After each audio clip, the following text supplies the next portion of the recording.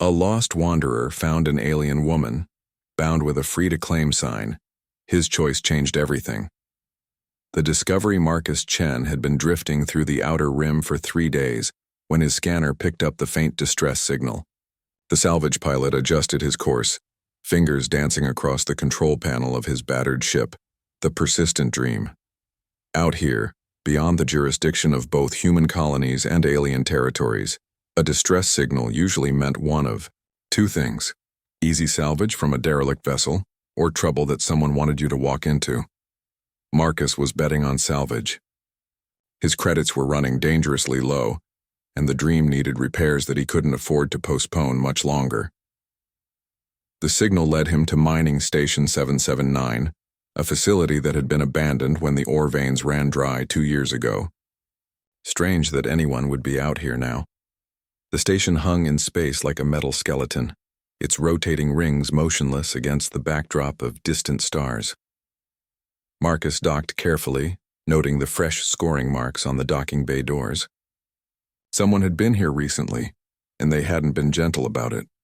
Inside, the station's emergency lighting cast long shadows down empty corridors. The artificial gravity was still functioning, powered by the station's aging reactor. Marcus followed the distress signal deeper into the complex, his hand resting on the plasma cutter at his hip. It wasn't much of a weapon, but it had saved his life more than once. The signal led him to what had once been the station's central plaza, a large open area where miners had gathered during shift changes. Now it was empty except for a single figure bound to a metal support pillar in the center of the space. Marcus stopped in his tracks, his breath catching in his throat. The figure was clearly not human. Her skin was a pale violet color that seemed to shimmer in the dim light, and her hair, if you could call it that, was composed of thin, crystalline strands that caught and reflected the emergency lighting. She was humanoid in shape but taller and more slender than any human, with elongated fingers and features that were both beautiful and utterly alien. A crude metal sign hung around her neck, written in universal standard, "Property of none. Take if you dare face the consequences."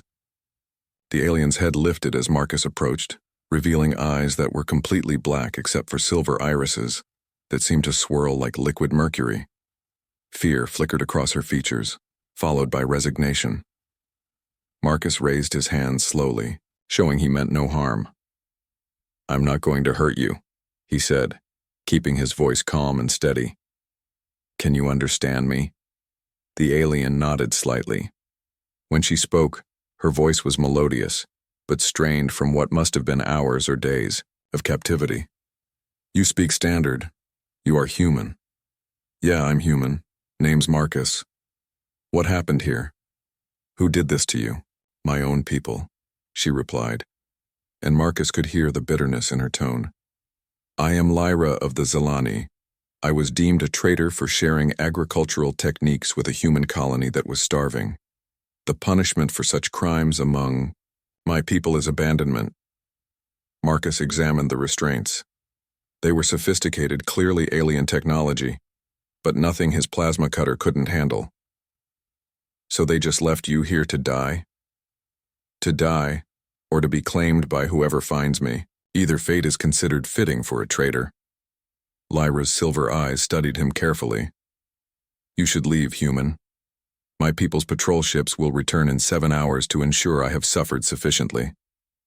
If they find you here, helping me, they will not be merciful." Marcus had dealt with the Zelani before, though only in passing.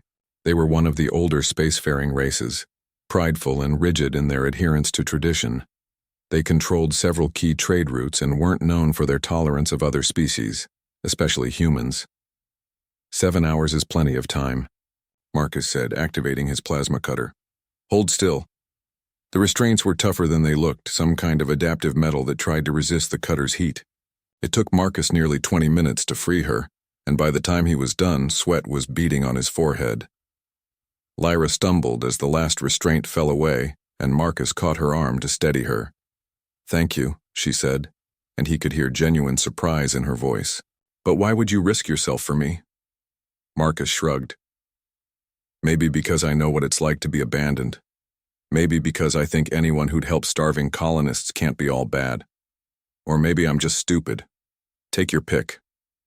Lyra managed what might have been a smile, though it was hard to tell with her alien features. The Zilani would say all three are the same when it comes to humans. Yeah, well, the Zilani can kiss my... Marcus caught himself. We need to get moving. Can you walk? She nodded, though Marcus could see she was weak from her ordeal. They made their way back toward the docking bay, Marcus supporting her when she stumbled. As they walked, Lyra told him more about her crime. The human colony on Kepler 442b was dying, she explained. Their crops had failed due to a fungal infection.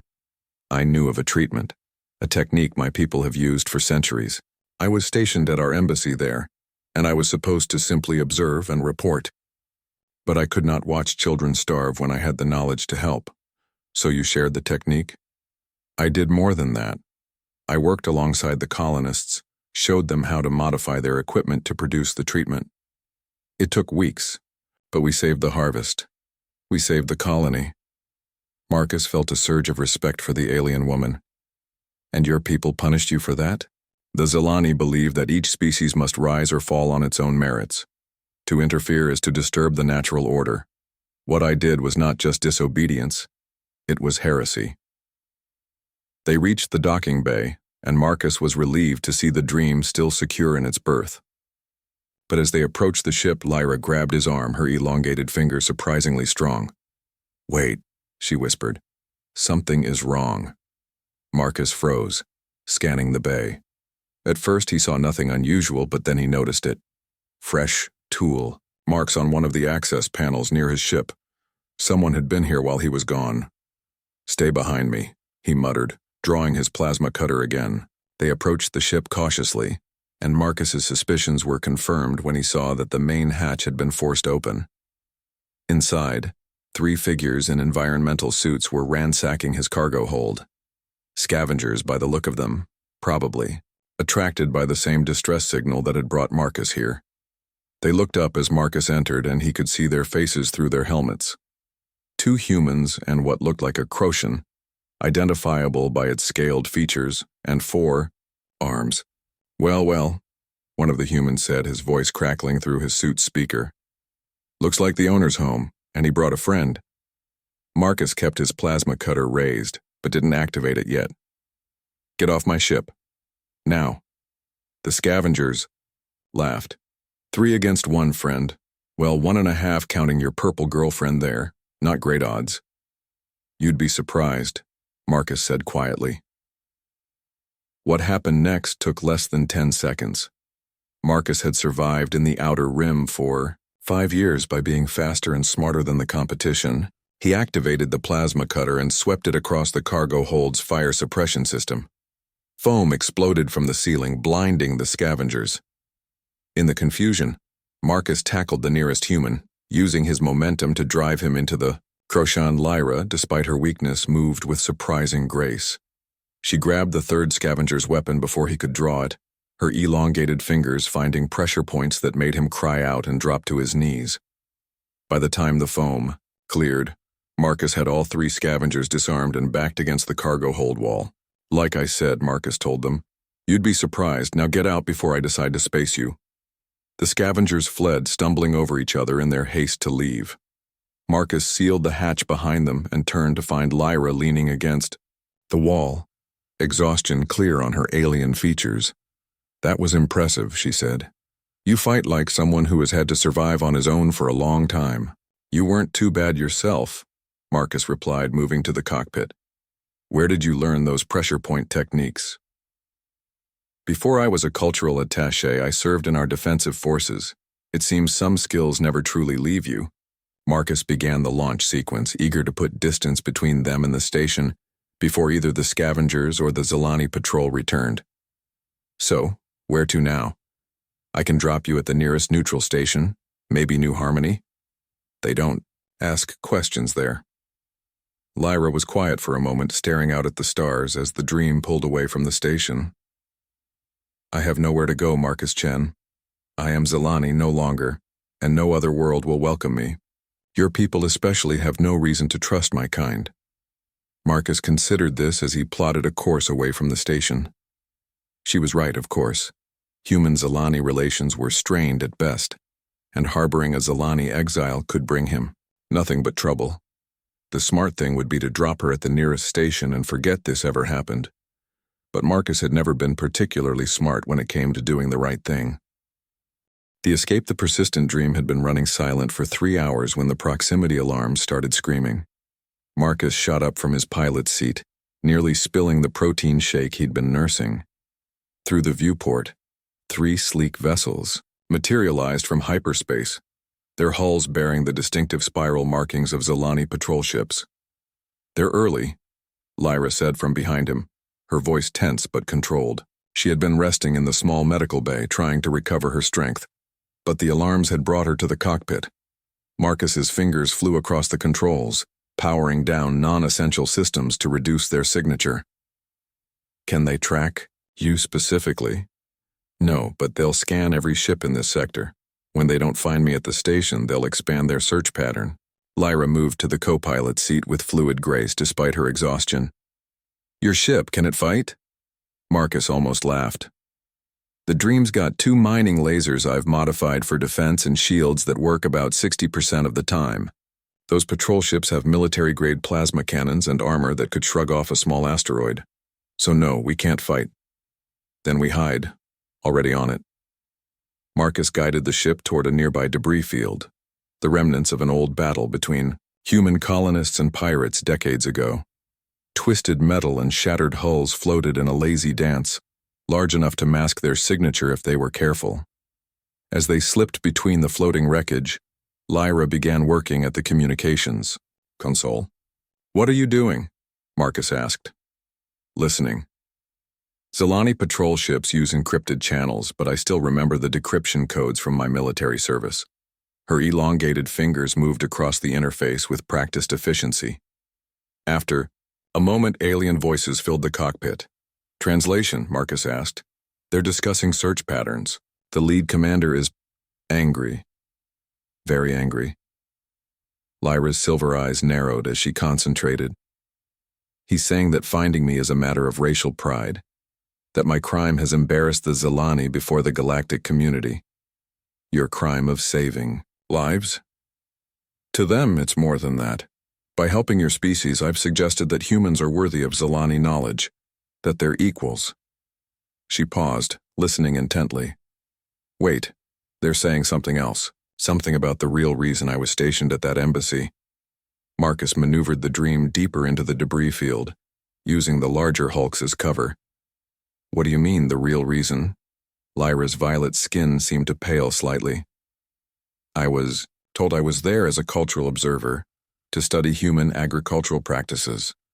But they're saying I was there to document weaknesses, to identify biological vulnerabilities in human food production for potential exploitation." "You mean sabotage?"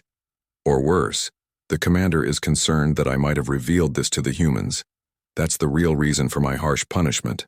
Not just that I helped, but that I might have exposed a larger plan." Marcus felt his jaw tighten. "Is it true? Was there a plan?" "I don't know. I truly don't.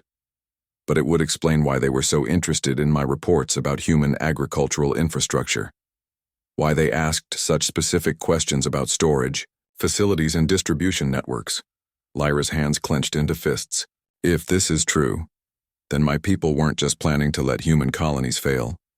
They were planning to cause it." The patrol ships were moving closer, their search pattern bringing them toward the debris field. Marcus cut the engines entirely, letting the Dream drift among the wreckage like just another piece of debris. "We need to warn someone," Marcus said quietly. "If the Zilani are planning something against human colonies, who would believe us? You're a salvage pilot from the Outer Rim, and I'm a traitor to my own species. Neither of us has proof, only suspicions and overheard conversations." She was right, but Marcus couldn't shake the feeling that they'd stumbled onto something much bigger than either of them had realized.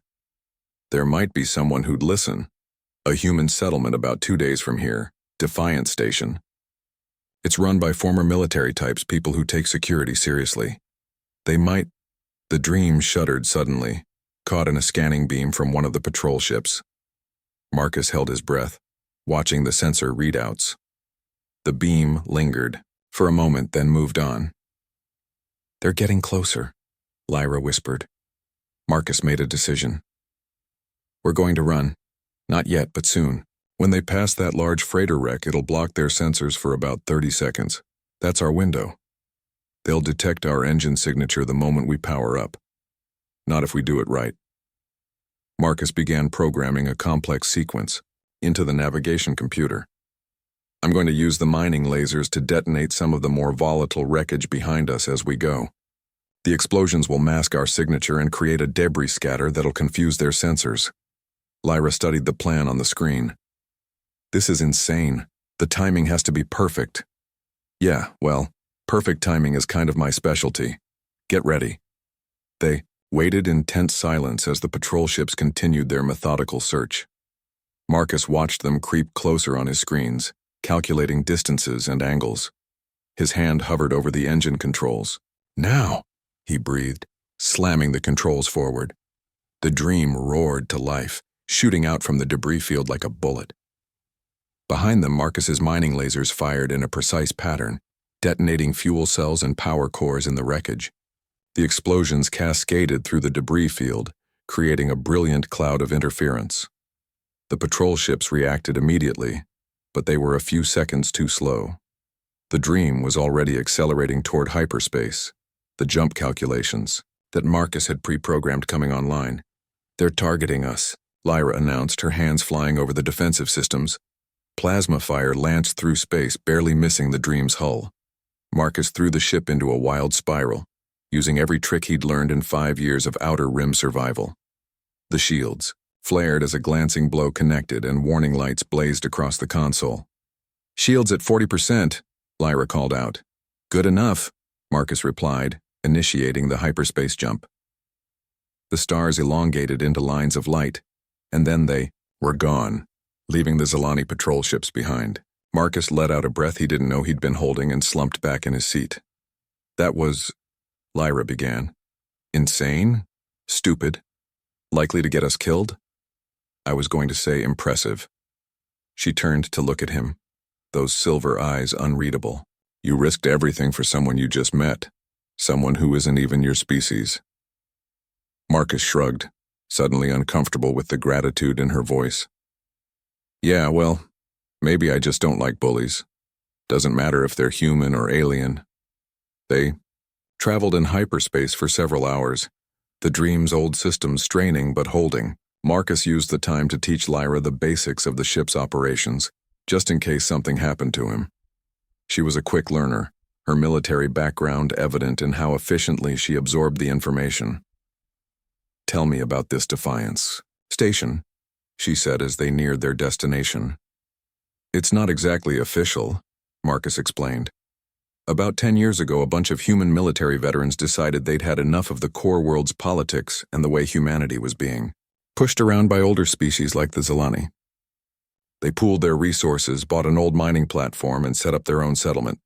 They take in refugees, outcasts, anyone who needs a fresh start, as long as they're willing to work and defend the station if necessary. And they'll accept me? A Zalani? Honestly, I don't know. But the station's commander, Rebecca Singh, is one of the fairest people I've ever met. If anyone will give you a chance, it's her." As they dropped out of hyperspace, Defiance Station came into view. It was a massive structure, clearly expanded far beyond its original mining platform design. Defense turrets bristled from every surface, and Marcus counted at least a dozen ships of various sizes docked or patrolling nearby. "Persistent Dream, this is Defiance Control," a voice crackled over the comm. "State your business." "Control, this is Marcus Chen. I'm requesting sanctuary for myself and a passenger. We're being pursued by Zalani patrol ships and have information that might be important to station security." There was a pause. "Marcus? It's Rebecca. What kind of trouble have you gotten yourself into now?" Despite everything, Marcus smiled. "The kind that might affect every human colony in this sector, Commander. Permission to come aboard?" "Granted, but Marcus, our sensors show your passenger is Zalani. You better have a damn good explanation for this." As they docked, Marcus turned to Lyra. Last chance to back out. I can take you somewhere else if you want. Lyra stood, her posture straight despite her obvious exhaustion. No. If my people are planning something against yours, then I need to help stop it. It's the right thing to do. Marcus nodded. Then let's go meet the locals. Try not to look too threatening. I shall endeavor to appear harmless, Lyra said, and Marcus could have sworn he heard a hint of humor in her voice. The stand commander Rebecca Singh was not what Lyra had expected. The human woman was shorter than Marcus, her dark hair streaked with premature gray, but she carried herself with an authority that transcended physical size. Her brown eyes were sharp as they assessed Lyra in the station's briefing room. So, Rebecca said, leaning back in her chair, Marcus tells me you have information about a potential Zilani plot against human colonies.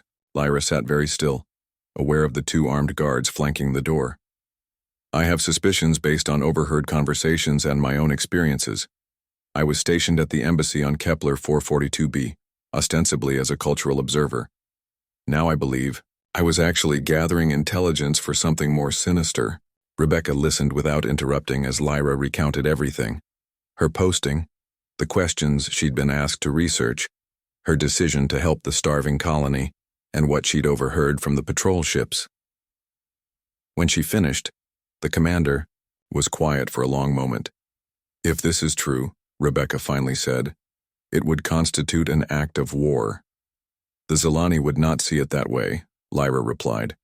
They would consider it natural selection, allowing the weak to fail so the strong can claim their resources. Marcus, who had been standing by the wall, stepped forward. Commander, I know this is a lot to process, but those patrol ships are still out there. They'll track us here eventually. Rebecca nodded. We've already increased our patrol rotations, but harboring a Zilani exile is going to cause problems, Marcus. We've worked hard to maintain neutrality out here. Then don't harbor me, Lyra said suddenly. Both humans turned to look at her. Use me instead. If my people are planning something, I can help you prepare defenses. I know their tactics, their technology. In exchange, I ask only for the chance to warn the colonies that might be targeted. Rebecca studied her for a long moment. You'd betray your own species? My species betrayed me first when they asked me to be complicit in genocide. Through starvation. I chose to save lives then, and I choose to save lives now. A knock at the door interrupted them. A young officer entered, his face pale. Commander, we have a problem. 3 Zilani heavy cruisers just dropped out of hyperspace. They're demanding we turn over their fugitive. Rebecca stood immediately. Battle stations. How long before they're in weapons range? 20 minutes, ma'am. Marcus, take Lyra to the Auxiliary Command Center. If this goes badly, get her out of here. Rebecca strode toward the door, then paused. And Lyra, if you're lying to us, if this is some kind of elaborate trap, I'll space you myself. Understood, Commander. As alarms began wailing throughout the station, Marcus led Lyra through corridors filling with armed personnel. The Auxiliary Command Center was a smaller version of the main bridge, with screens showing the approaching Zilani ships. Those aren't patrol vessels, Lyra said, studying the display. Those are military cruisers. My crime didn't warrant this level of response. Marcus brought up the tactical analysis. Each one outguns this entire station. Why would they send this much firepower for one exile? Because I know about their plan. I'm not just an embarrassment anymore, I'm a security risk. Lyra moved to one of the consoles. May I? Marcus nodded and she began typing rapidly. I'm sending you everything. I remember about Zilani shield frequencies and weapon systems. It won't level the playing field, but it might help. On the main screen, they watched as Rebecca opened communications with the Zilani fleet. The face that appeared was coldly beautiful, with the same violet skin and silver eyes as Lyra, but with a cruel twist to his features. I am Commander Thane of the Zilani hierarchy. You are harboring a criminal and a traitor. Return her to us, and we will overlook this insult. Rebecca's voice was steady. I'm Commander Singh of Defiance Station. The individual you're seeking has requested asylum. Under interstellar law. Your laws mean nothing to us, Thane interrupted. You have 10 minutes to comply, or we will take her by force. The transmission ended. Marcus saw Rebecca turn to her officers, giving rapid orders. The station's weapons powered up, shields strengthened, and the docked ships began launching. "They're really going to fight for me?" Lyra asked, wonder in her voice. "That's what humans do," Marcus replied. "We're stubborn like that." Suddenly, Lyra straightened. "Wait, I have an idea." She turned to Marcus. "Can you open a wideband transmission? One that every ship and station in this sector will hear?" "Sure, but do it." Marcus configured the communications array, and Lyra stepped forward. When she spoke, it was in Zilani, but the computer provided translation. "I am Lyra of the Third Circle, and I speak truth to power. The hierarchy plans to destroy human agricultural infrastructure to claim their worlds. I have seen the documents. I have heard the orders. They would starve children to expand their territory." She switched to standard. "To all human colonies, check your food supplies for contamination. Review your agricultural systems for sabotage. The Zilani have been planning this for years." The effect was immediate. Communications channels exploded with activity. Other human settlements began responding, some reporting suspicious equipment failures, others confirming unexplained crop diseases. On the screen, Commander Thane's face appeared again, purple with rage. "You have sealed your fate, traitor. All of you will burn." The Zilani ships opened fire. Defiant Station shook under the barrage, but its shields held. The station's weapons returned fire, and the smaller human ships began attack runs, using the tactical data Lyra had provided to target weak points in the Zilani shields. "We need to do something," Marcus said, watching the battle unfold. Lyra was working at the console again. "I'm trying to access the Zilani battle network if I can. There." On the screen, one of the cruisers suddenly stopped firing. "I've confused their targeting systems. It won't last long, but..." An explosion rocked the station. Marcus checked. The damage reports. "Hull breach on level 7. Shields down to 30%. Commander Singh." Lyra opened a channel to the bridge. "Tell your ships to concentrate fire on the lead cruiser's engine core. Coordinates coming to you now." Rebecca's voice came back. "How do you trust me?" The human ships adjusted their attack pattern, focusing on the point Lyra had identified. The lead cruiser's shields flared and failed, and a lucky shot from one of the human vessels struck home. The cruiser's engine core detonated, sending it spinning away in pieces, but the victory was short-lived. The remaining 2 cruisers intensified their attack, and Defiant Station's shields finally collapsed. "All hands, prepare for boarding." Rebecca's voice echoed through the station. Marcus grabbed a pulse rifle from the weapons locker. "Can you shoot?" Lyra took a weapon, checking it with practiced ease. "I told you I was in the military." They could hear fighting in the corridors. No. Zilani soldiers were cutting through the station's defenses, heading for the command centers. "Marcus," Lyra said suddenly, "whatever happens, thank you. You showed me that there's more to strength than dominance. That compassion isn't weakness." Before he could respond, the door exploded inward. Zilani soldiers poured in, their armor gleaming and weapons raised. Marcus and Lyra fought side by side, their unlikely partnership surprisingly effective. But they were outnumbered. Just as they were about to be overwhelmed, something unexpected happened. New ships appeared on the tactical display. Dozens of them. Human vessels from across the sector responding to Lyra's broadcast. "This is Captain Harrison of the New Texas," a voice boomed over the communications. "We verified the Zilani. Sabotage in our systems. Defiant Station, hold on, cavalry's coming." The tide of battle turned. The Zilani, faced with an ever-growing fleet of angry human ships, began to retreat. Commander Thane's face appeared one last time on the screen. "This isn't over, traitor. You've merely delayed the inevitable." "No," Lyra replied, standing tall despite her exhaustion. "I've chosen a side, and I choose the species that values life over dominance." The Zilani ships jumped to hyperspace, leaving behind a battered but victorious Defiance Station.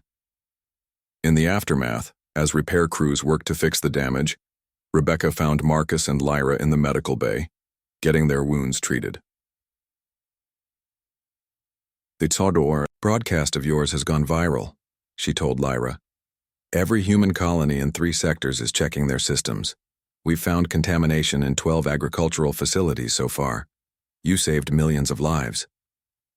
Lyra looked down. I only did what was right. Which is more than your people would have done. Rebecca paused.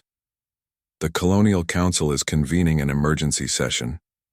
They want to offer you full citizenship and protection. You'd be the first Zelani to receive such an honor. I don't deserve— Yes, you do, Marcus interrupted. You gave up everything to save people who weren't even your species. That's the most human thing I've ever seen. And you're not even human. Rebecca smiled. He's right. Besides, we're going to need someone who understands Zelani tactics. This won't be the last time we face them. Lyra looked between the two humans, these strange beings who had shown her more loyalty in days than her own people had in a lifetime. I accept, she said simply. Later, as the station celebrated their survival, Marcus found Lyra standing at an observation window watching the stars. Regrets? He asked. No, she replied. For the first time in my life, I feel like I'm where I belong. Is that strange? Marcus thought about his own journey, from drifting salvager to someone who'd helped save colonies. Not strange at all. Sometimes home isn't where you're from. It's where you choose to make your stand. Lyra turned to him, those silver eyes bright, with something that might have been hope. Then I choose to make mine here, with your people, with you. Outside, the stars continued their eternal dance, indifferent to the small victories and large choices of the beings who traveled among them. But on Defiance Station, two unlikely allies had proven that sometimes the greatest strength came not from standing apart, but from standing together. The war with the Zelani hierarchy would come. Everyone knew that now. But humanity wouldn't face it alone. They had an unexpected ally, one who'd chosen compassion over conquest, unity over division. And in the grand tapestry of the cosmos, sometimes that choice made all the difference.